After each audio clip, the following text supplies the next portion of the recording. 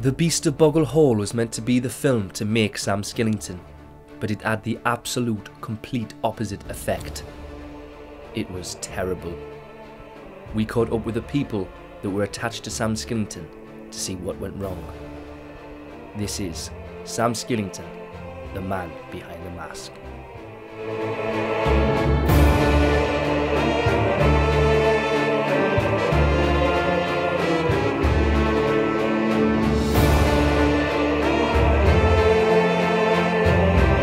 Terrible is probably the word I'd use. I'd heard of his work, but it was all shit. Horrible, horrible bastard.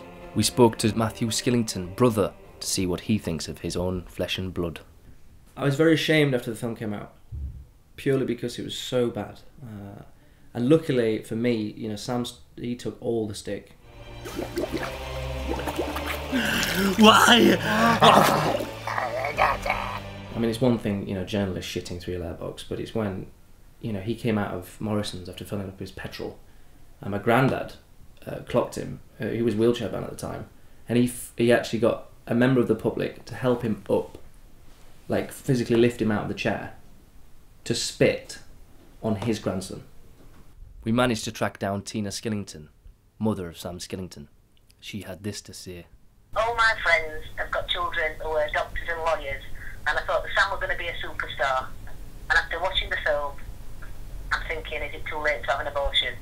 You know, the shooting itself, at first, everyone was very excited. You know, you on a movie set, you're thinking this is going to be the biggest thing since Space Odd 2001.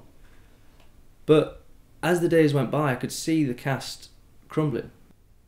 We caught up with Jamie Howes, who starred in Beast of Boggle Hall, to get his opinion of Sam Skillington. Working with Sam Skellington was an awful experience.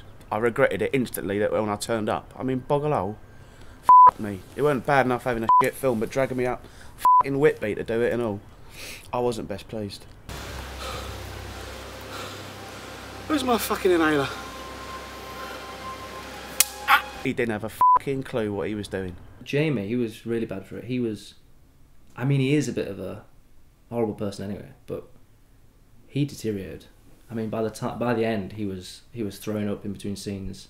Fucking fanning around in masks and twigs, had me fucking running down a slope full tilt. I caught him in the toilet actually, and he was just writing "kill me" and shit on the walls. I hated it. It weren't good. The reviews were mostly terrible. My expectations were low, and I have to say they were met. It's ghastly, and I've spent quite a lot of time in the last week trying to figure out exactly what it is that is so ghastly and putrid and vomit-inducing. It's so gay that apparently when this much gay energy is in the room, Liza Minnelli will manifest. One springs to memory from the Evening Standard, which just said simply, "Don't see this film, ever." It came out bad. That was just one review. But Jonathan Ross seemed to have a complete different opinion to all the other reviews. What a remarkable feat of imagination, what an incredible display of reviewer filmmaking, what mastery of all the modern techniques available. I mean, I thought that was quite something. Bearing in mind it's an independent film with a small budget, to make it look as good as it did, they really stuck to their guns. Matthew in particular, who produced it as well, he really catch that. They didn't water it down, they turned down a lot of studio money. I don't take kindly to bad reviews at all. I think I managed to catch one reviewer on the way out of a restaurant, beat him senseless. One of the masters, one of the great special effects guys, one of the pioneers of modern special effects. Some of the stuff he's done, well, I watched, and I said to Matthew, how have you managed to get the special effects finished so quickly? He said, no, we did that on the day. Physically, the worst thing that happened on that shoot was Ryan House. They wanted to shoot him with the plastic mask on his face. He was going to be choked to death. It was one of the big kind of murder scenes. And he didn't want to do it. He suffered from a lot of panic attacks. He had asthma. And Sam just said, no, you are doing this scene, and I'm going to fill it up with cow's blood as well when I'm doing it. He went ahead with it because he was scared. He didn't want to say no. The cow's blood got into the bloodstream through the eyes.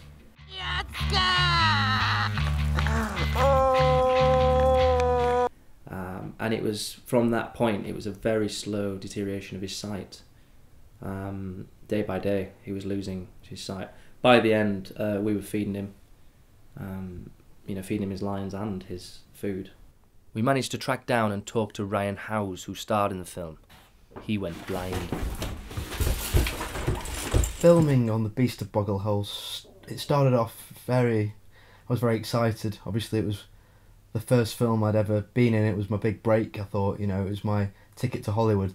I'd never been on a film set before, so I didn't know how bad it was. I thought maybe, you know, it'll all come together in the edit. I actually got my mother to read the reviews to me, but halfway through the first one she threw up. And then she couldn't stop throwing up from that point. I was sent a copy of the film, which I have here.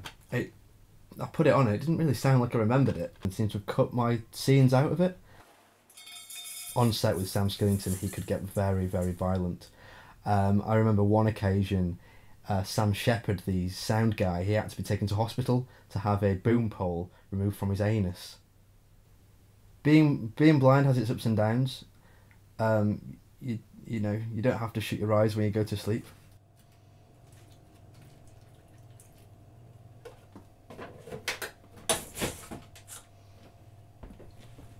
Do I blame Sam Skillington for my blindness?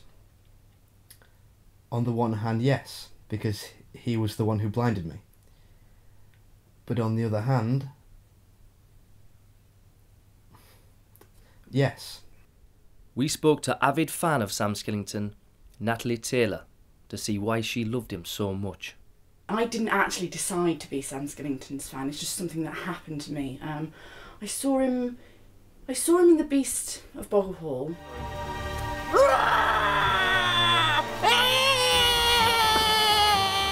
And yeah, my favourite part would be the bit where Sam grinds against the tree.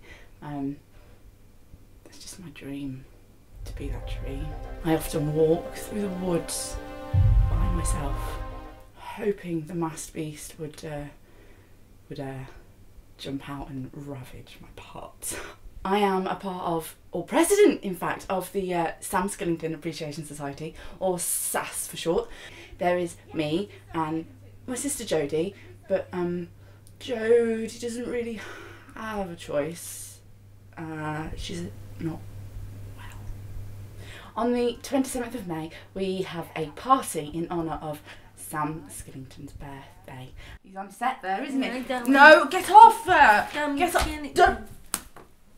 I don't like hitting you. See, we're in love on set. This is what you did on Halloween. Me. Now this is the pride of my collection. This one. This is got me a criminal record. I don't know really what happened. There she is. There she is. Got my child. Don't talk about that. This was for the Bronson 2 film. Bristly head looks really nice. You know, that's what I like to do with this one. Feels like he's kissing me back. Do you love me, Sam? I don't. Do you love me, Sam? I don't. Sam, do you love me? No. Yes, you do. You do No. love me. You love me lots, don't you, Sam? No, I hate you. You don't hate me. You love me lots and lots. Why you? I came out of the whole thing really well. I'm now making serious, moderate budget B movies, which are very successful within certain areas of the internet. I'm starring in Lock, Stock and Two Smoking Cunts.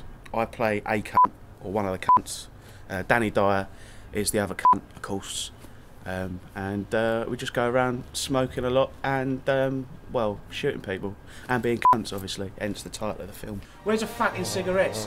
Where's me Rizzler? Where's the fucking pipe, eh? Where's me backy gone? Where's the fucking cigarettes gone, you pinnock? I'm gonna fucking kill you, you measly-eyed little cunt. Just light me up one last smoke. Oh, I like your fucking cigarette for you. Back to what I know, back at what I'm good at, just playing horrible, horrible cockney bastards in films. What films have I done? I've done the King's List. Bottle of lemonade. Brillo pads. Lettuce. I've done Mama, Where's My Baby? Mama, where's the baby? I've done Gosh, Where's All My Pens Got To?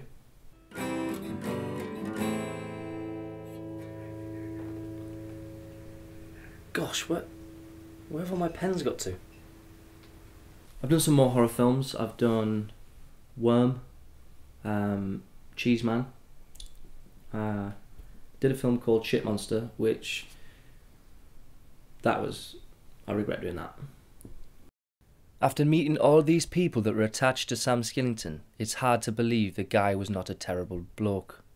But you can't help but feel bad for the man, feel sorry for him and take pity on him. He will always be famous, but not for the right reasons. He is now the man who made probably the worst film ever made. I stop and stare at you, walking on the shore. I try to concentrate, my mind wants to explore.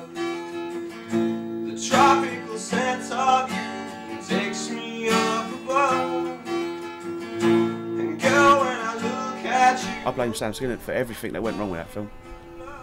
Awful. oh, no doubt you look so fine, oh, and girl, I wanna make you mine. Oh. The last time I saw him was actually in a magazine, Empire magazine, top 10 worst men ever. He was number 1. I'm the only man, oh, because you love you like I can, oh. Was I dating Sam? I wouldn't say dating as such. I wouldn't confine it. No boundaries.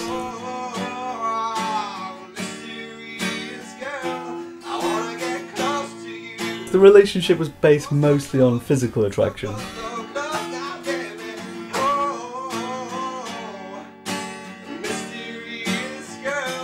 I wouldn't say I loved him, no.